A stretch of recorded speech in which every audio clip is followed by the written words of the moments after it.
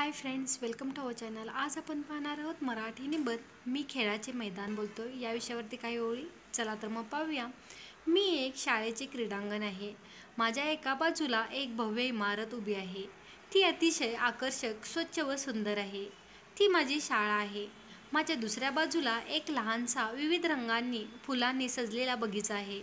मागे झाडे आहे आणि समोर माझ्याकडे येण्याकरिता छानसा रस्ता आहे।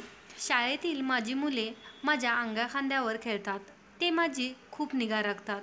ही मुले आणि रखवालदार माझी झाडपूस करून मला स्वच्छ ठेवतात। माझ्यावर पाणी शिंपडतात। माझ्या अंगावर एकही कागदाचा चिटोरा दिसणार नाही किंवा खडाही दिसणार नाही याची काळजी घेतात।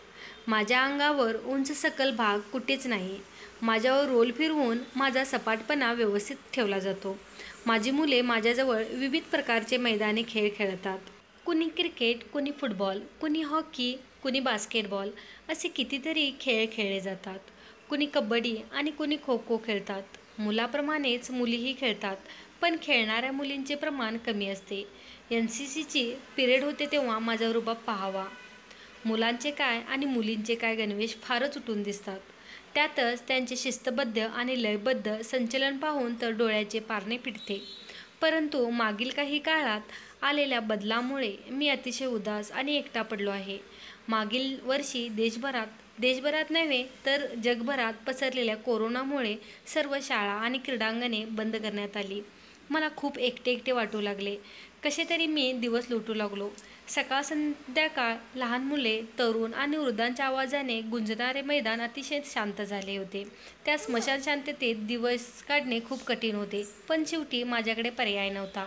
2-4 महिन्यानंतर हळूहळू शाळेजवळ असणारे लोक व लहान मुले माझ्यावर फिरायला येऊ लागले। माझ्या जीवात जीव आला, परंतु आधीसारखा किलबिलाट आणि मुलांची गलबल अजूनही सुरू झाली नव्हती। नंतरच्या काळात शाळा सुरू झाल्या, पण विद्यार्थी खूप कमी येऊ लागले। मी दिवसरात्र परमेश्वराला प्रार्थना करीत असतो की लवकरात लवकर जगावर आलेली ही महामारी दूर करून पूर्वीसारखे जग सुरू कर। सर्वांना निरोगी करून मला पूर्वीसारखेच संपूर्ण कर। आज आपण मी खेळाचे मैदान बोलतो या विषयावरती काही ओळी लिहिल्या आहेत। आय होप तुम्हाला हा व्हिडिओ युजफुल वाटला। Thank you everyone.